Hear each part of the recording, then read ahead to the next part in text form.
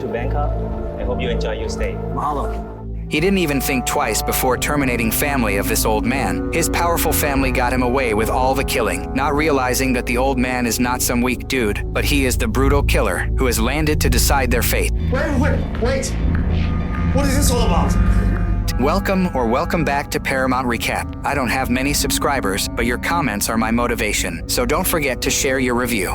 It wasn't an accident, right?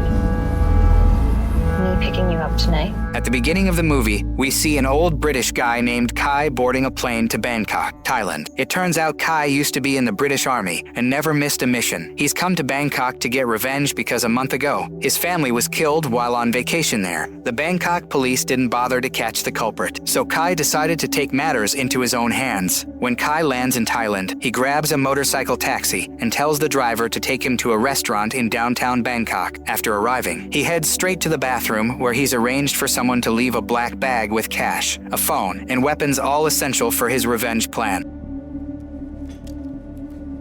With only that night to get things done, Kai wastes no time and orders an online taxi to his first target. Shortly after, he's picked up by the online taxi, and the driver, a woman named FHA, greets him. They start heading to Kai's destination, and Kai compliments FHA, saying it's rare to find a beautiful woman as a taxi driver. FHA tells him she loves her job, enjoys meeting new people, and needs to work hard to pay for her brother's cancer treatment. Kai expresses his sympathy and hopes her brother gets better soon. When they reach the spot, Kai asks FHA how much she usually makes in a day. FHA says she makes about $600 a day. Kai sees an opportunity and offers her $6,000 if she helps him with 4 more stops.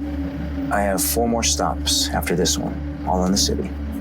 But she has to turn off her online taxi app. He gives her $1,000 as an advance and promises the rest later. FHA, needing the money, agrees. After striking the deal, Kai gets out of the taxi to handle his first target. FHA stays in the car, waiting for him. Kai's first stop is to deal with a female lawyer who helped the person behind his family's tragedy. He pretends to need legal advice and is taken to the lawyer's private room. Once inside, he quickly kills her with a gunshot and leaves casually, avoiding suspicion from the guards downstairs. Let me show you something.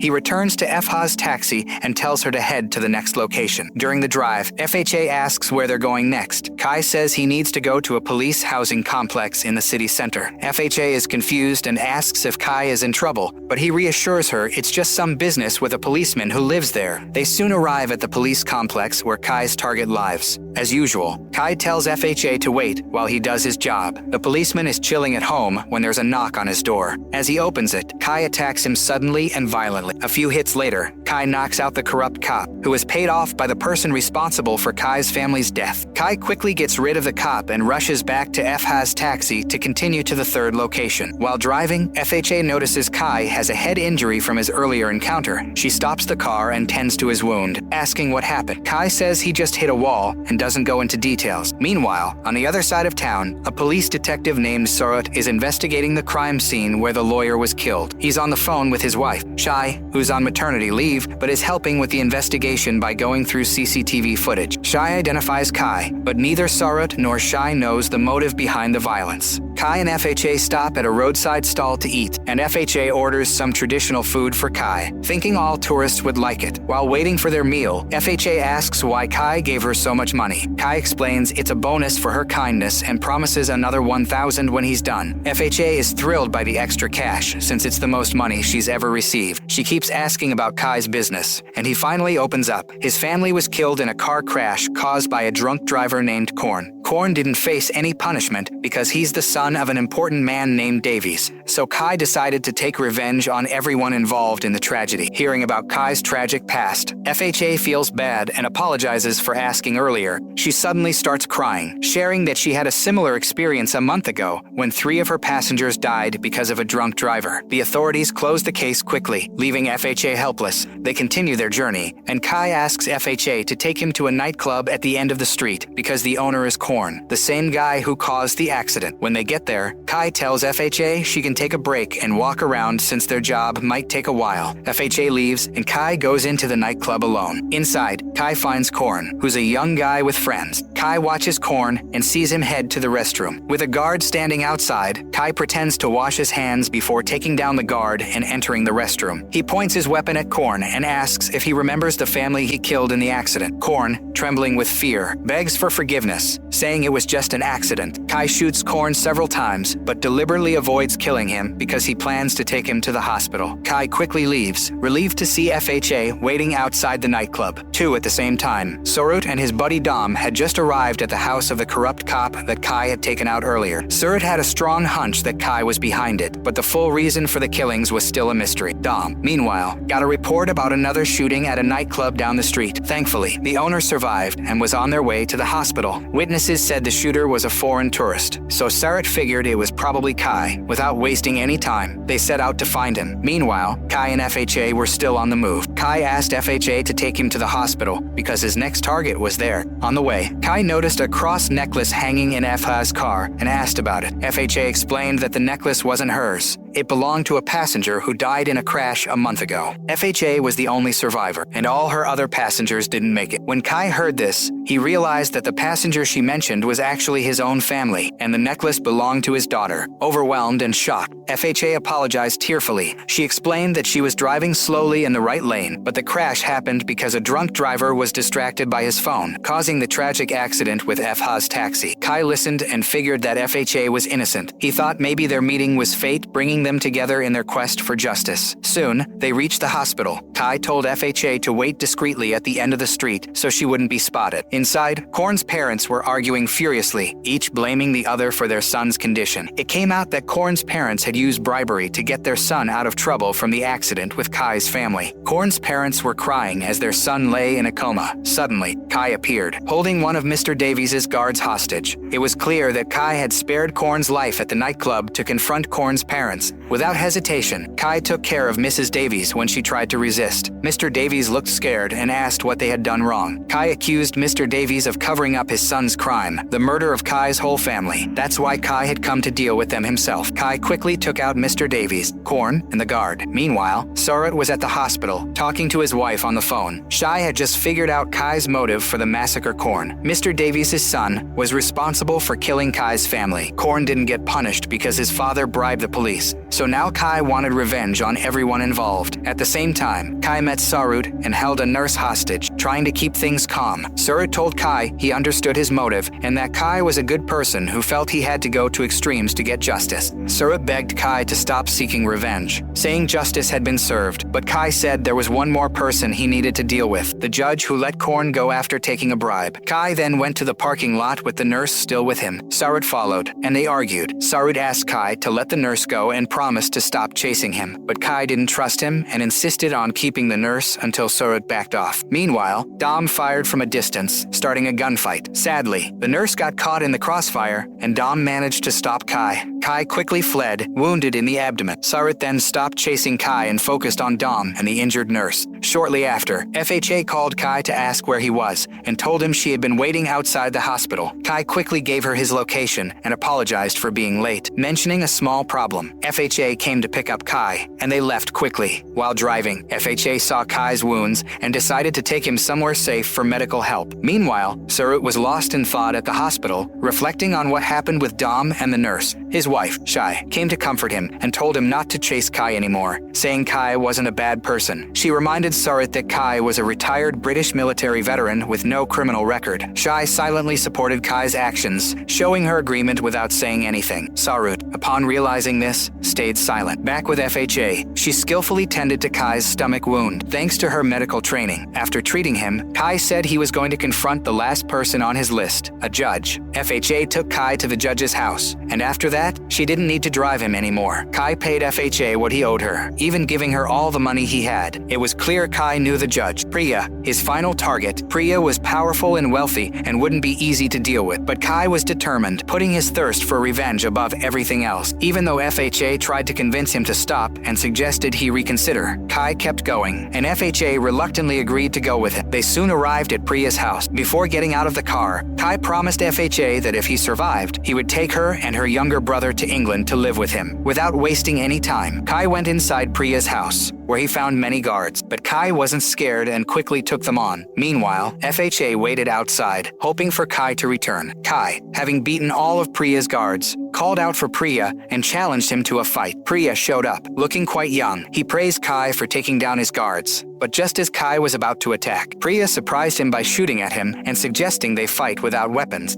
Kai managed to get up and fought fiercely, but he was already exhausted from earlier battles and struggled against Priya's punches. Unexpectedly, FHA appeared to help Kai, but Priya pointed his gun at both of them and demanded that Kai choose who Priya would shoot first, FHA or Kai. Even though Kai begged and surrendered, Priya insisted on shooting FHA. Just then, Suraj arrived and shot Priya, saving them. Suraj had clearly listened to his wife's advice and now sided with Kai. He quickly told FHA to take Kai to safety before more police arrived, promised to reform Thailand's legal system to prevent similar tragedies from happening again. Months later, Kai, FHA, and her brother were seen enjoying time at the beach. They were living happily, and FHA had become Kai's wife.